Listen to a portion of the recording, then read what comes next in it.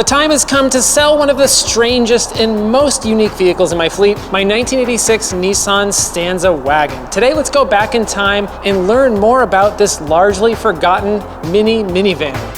The new 1986 Nissan Stanza Wagon.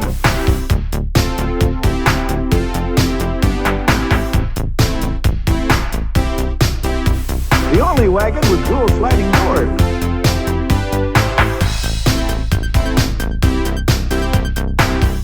The Stanza Wagon converts quickly with room for everything.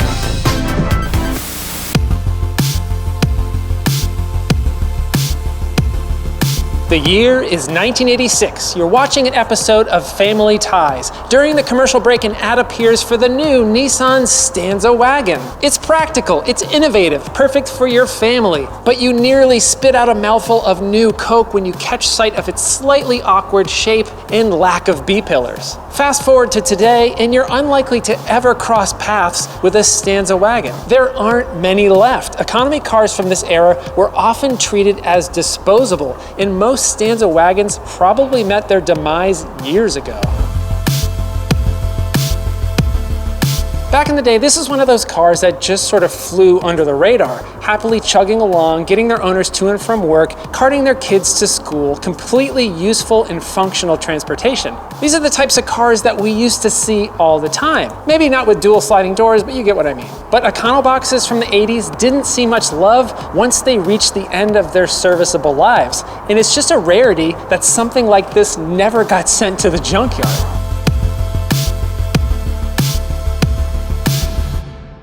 So let's talk a little bit about the history of the Stanza Wagon. It's actually known as the Multi in Canada and the Prairie everywhere else. And for the time, it was actually a quite innovative mashup of a van, station wagon, and a compact utility vehicle.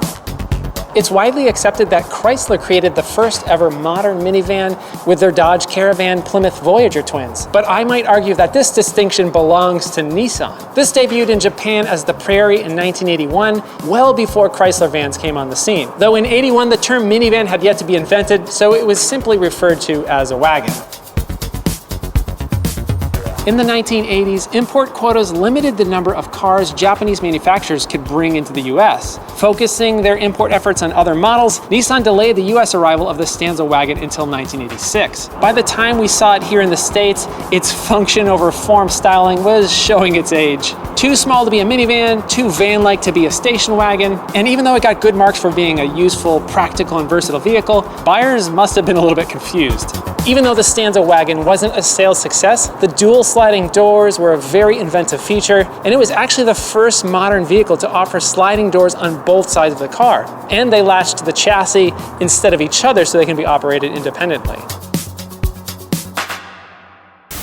So if you know me, you're likely aware that I have a soft spot for overlooked utilitarian transportation, and I'm incredibly glad that this car survived against all odds. When I first saw it on Craigslist, I rushed out to meet the seller, a quick test drive, and I was hooked. Because box on wheels, because dual sliding doors, because cargo capacity, because angular 80s interior, and it had less than 50,000 miles on the clock. It was a grandma's car, and when she stopped driving, the car just sat. Because it sat for so long, I did have to put a ton of time, effort, and money into this thing to get it sorted. There's a rebuilt radiator, new front brake rotors and pads, 2 new axles, new belts, spark plug wires, distributor cap and rotor, fuel pump, new fuel filter, all new vacuum hoses, a new mass airflow sensor, new throttle position sensor, and a new battery. And I just had the car painted.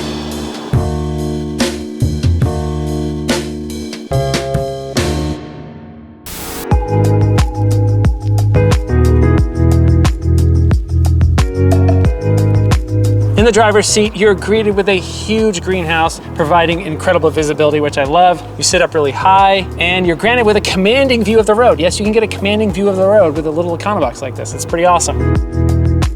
As you can see, everything's very chunky and very angular, very boxy. Got that iconic graph paper background on the gauges. No, I haven't bothered resetting the clock. It just takes me back to the 80s, having a flashing 12 o'clock there, so I've never bothered to reset it. Reminds me of all those VCRs in the 80s. Pretty straightforward HVAC controls, though you will notice that the air conditioning button is way down there. I haven't been able to figure out if this is factory or if that's like a dealer installed option. I have seen other Stanza wagons like this, so I'm not sure.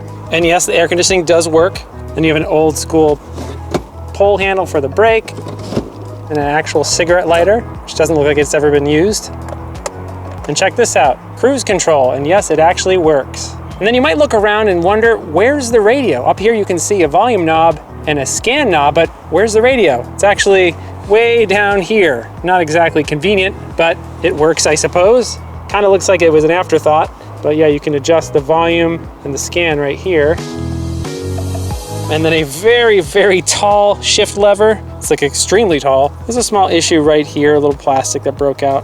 But in general, it's in pretty good condition. The dashboard's not cracked. There's a tiny bit of fading, but not so bad. You'll notice other plastics have faded, like the window cranks and the door handles. But the upholstery is in amazing shape. There's no rips or tears. The back seat looks like new, looks like nobody ever sat back there. Got this cool fold down armrest. And if you want to get nitpicky, yeah, the plastic there is a little bit worn down. I have a little bit of an issue with some of the door trim not staying on. It's just a small bit right here and a little bit on this rear door, which kind of makes it snag a little bit. But yeah, I love this interior. I love staring at it. I love the boxy 80s aesthetic. It's in pretty good shape considering the age of the car. Let's go check out the back. All right, now we're in the back, and one thing you'll notice is that there don't appear to be standard window cranks back here, which is strange. How do you open the windows? In order to get that sliding door to actually fit, they had to get creative with the window cranks, and they fold. Check this out. Isn't that quirky, as Doug DeMuro would say? But one thing you'll notice is that the windows only go down about 4 inches. I don't know if that design was really well thought out. Also back here, there's these adorable little ashtrays in the door. Up here, I do have a little bit of trim coming loose, and there are a few minor holes in the headliner. Oh, check this out. Check out these speakers back here. These are just totally 80s. Oh, and check this out. There's hidden storage under the armrests, which I owned the car for a year and I didn't know that it did that. I actually just did it by accident and I thought it was broken. Nope. And in the back, you get 80 cubic feet of cargo capacity, which is pretty insane. And you could get optional jump seats in this car, which allowed you to seat up to 7 people. Yep, you could seat 7 people in this thing. Not exactly comfortably, but you could do it. So walking around the exterior, you can see that I've done new paint. I'd say this is probably like a good driver quality paint. It's not show quality. It looks really good from about 3 feet away. You get a little bit closer and you can start to notice a few imperfections, a couple small divots here and there, and definitely you can notice a little bit of overspray in some areas. But in general, this looks about 1,000 times better than it did before I had it painted. And actually, the two-tone looks better. From the factory, the line was a little bit crooked. It looks a lot better here. But yeah, if you look around, you see a little bit of overspray, but in general, I think it looks pretty fantastic. There's not really much in the way of dents and dings. The body is really straight. There is a little indentation on the rear bumper right here. You'll notice the door handles are a little bit faded. And the only thing that's really broken is this turn signal lens. I know they're out there, I just haven't tried to find one. That's the only thing on the exterior that is broken.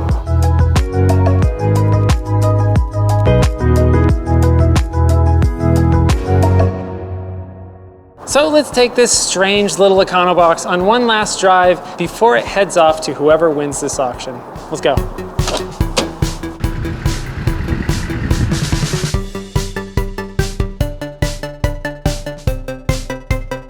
So under the hood of this beast is a whopping 97 horsepower. Yep, we've got 97 horses galloping under the hood of this little econobox.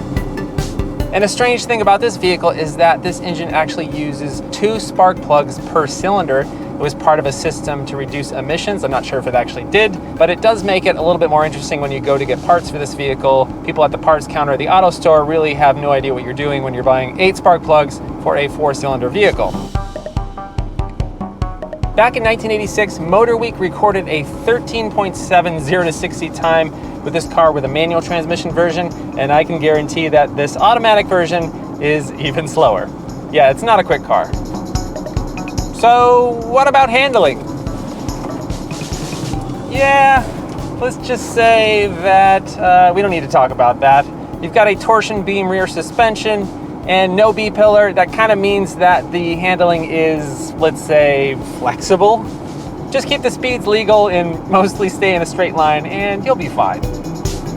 So yes, obviously there's not much in the way of performance in this vehicle, but there is a ton of utility. This vehicle is just so incredibly practical. That's one of the things I love about it. The visibility is insane, like ridiculous. There is just so much glass.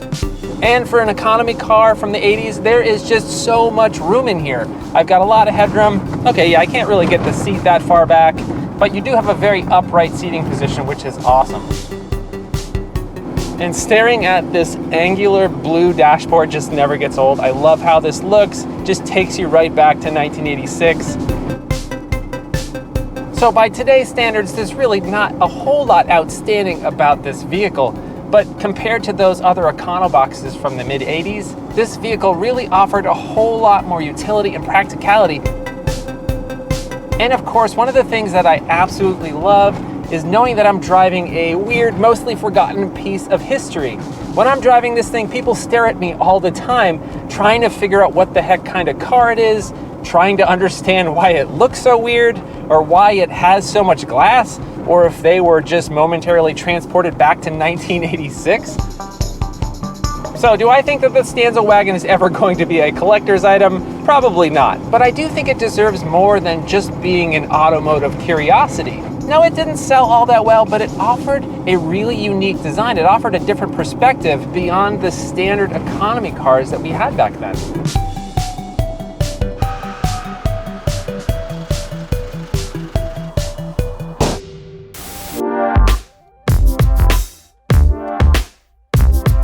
Ultimately, my goal and my mission was to save this unloved piece of machinery and actually give it some much needed love. This car totally takes me back to my childhood, to those everyday sights that we used to see, but we just don't see anymore.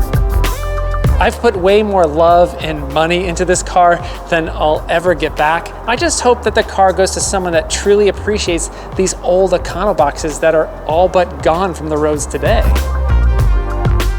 Even with its quirks, I'd suggest that this people mover was a bit underappreciated and ahead of its time. Yeah, it'll never be lauded for its driving characteristics, but its industry-first dual sliding doors are, many years later, standard equipment on minivans. The high seating position, the generous headroom, and space for tons of cargo are now commonplace in today's small utility vehicles. The styling is certainly a bit function over form awkward, but it's an honest representation of its utilitarian nature. And now this one right here, perhaps the lowest mileage example in existence, is for sale. I know there aren't going to be thousands of people waiting in line to buy this car. Most people have no idea what it is, and if they do, it's treated sort of as an automotive footnote. In its time, the Stanza Wagon was just a little bit misunderstood. No one could really classify what it was, but I think that's what made it so great. And today, the Stanza Wagon is an awkwardly adorable reminder of the affordable utilitarian transportation that normal people used to drive in the 80s and 90s.